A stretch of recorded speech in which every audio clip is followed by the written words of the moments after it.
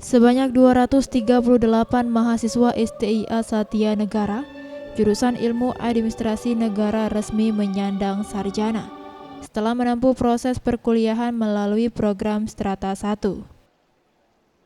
Para sarjana ini melaksanakan proses yudisium dan wisuda di Hotel Suwarna Dwipa pada Sabtu 4 Agustus 2018.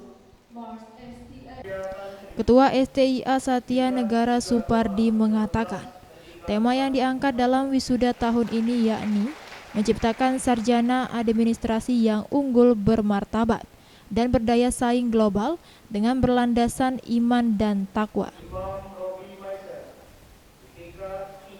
Hal ini sesuai dengan program yang direncanakan, menciptakan lulusan yang terbaik yang dapat diterima bekerja dengan bidang keahliannya masing-masing dan mampu bersaing dengan perguruan tinggi lainnya.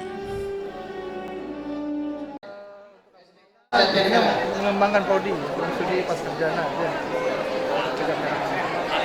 dia meningkatkan akreditasi.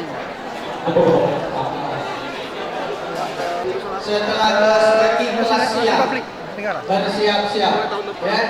Setelah itu sore.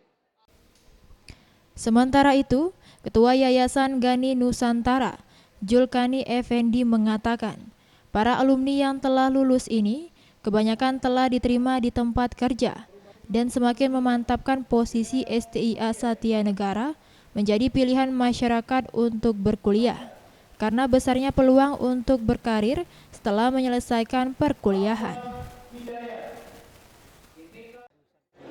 Bisa berguna daerah bangsa daerah ini, dia bisa berkarir.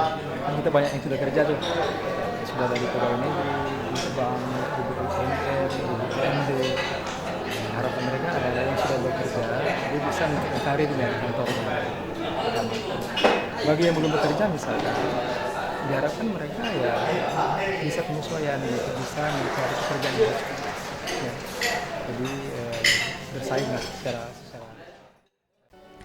STIA Satya Negara berencana membuka program Strata 2 di tahun ini. Tim Liputan Sriwijaya TV.